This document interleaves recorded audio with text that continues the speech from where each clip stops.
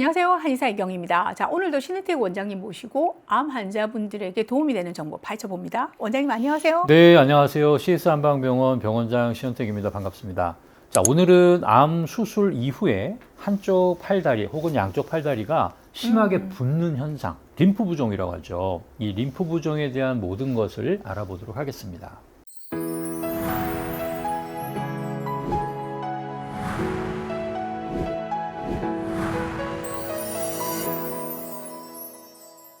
특히 유방암 환자들에게 많이 발생하다 보니까 림프 부종하면 유방암의 후유증 정도로 아시는 분들이 많으신데요. 이 림프 부종이 꼭 유방암 환자에게서만 발생하는 건 아니잖아요. 자, 그 외에도 다양한 경우에 림프 부종이 발생하고 또 그 관리가 아주 중요한 것으로 알고 있는데요. 네, 유방암 환자분들의 경우 수술 과정에서 림프절 절제가 동반되는 경우가 많아서 림프 부종 발생 비율이 가장 높은 것은 맞습니다. 네.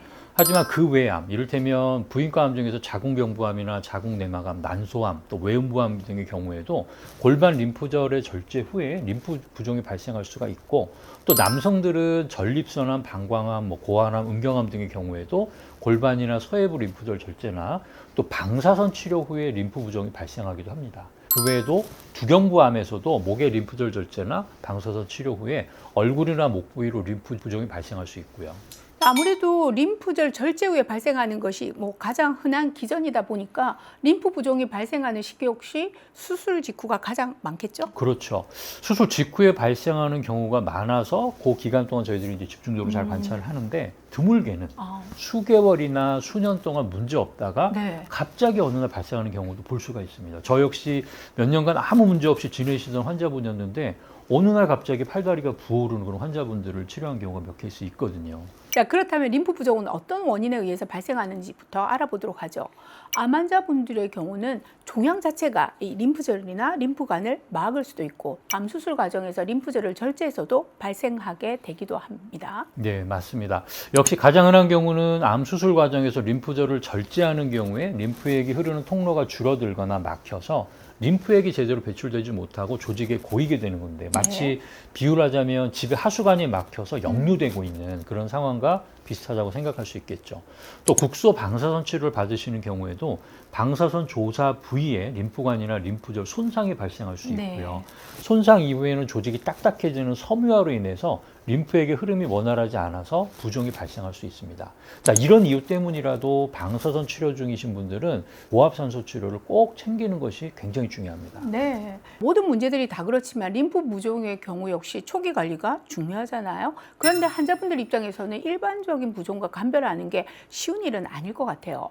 내가 림프 부종이구나 하고 조기 판단하고 빠른 진료를 선택할 수 있도록 자가 진단법, 이것도 필요할 것 같습니다. 근데 우선은 팔다리 좌우를 육안으로 잘 관찰하는 습관이 필요하겠죠. 좌우의 둘레 차이나 색깔의 차이가 보이거나, 반지나 시계, 신발, 양말 등을 착용하실 때 한쪽이 더 꽉 끼는 느낌이 있다면 꼭 검사를 받아보시는 것이 좋습니다. 그리고 손등, 발등이 부으면서 주름이 줄어든다든가 피부가 단단해지는 느낌이 드는 경우에, 또 한쪽 부위에 색이 짙어지는 경우에는 림프 부종이 시작되고 있을 가능성이 매우 높죠. 이렇게 림프 부종이 의심돼서 내원하시면 우리 의료진들은 해당 부위를 정확히 측정해서 좌우를 비교해 보기도 하고요. 체수분 검사로 부종 지수를 확인합니다. 그 외에 또 어떤 검사가 필요할까요? 적외선 체열 검사도 굉장히 중요한데요. 체표의 온도를 통해서 우열이나 부종 상태를 확인할 수가 있습니다. 계측이나 체수분 검사, 적외선 체열 검사 등은 초기 진단에만 활용되는 것이 아니고요. 치료가 잘 되고 있는지 그 호전 상태를 판단하는 데도 필요하죠. 자, 그럼 가장 중요한 치료로 넘어가 볼까요?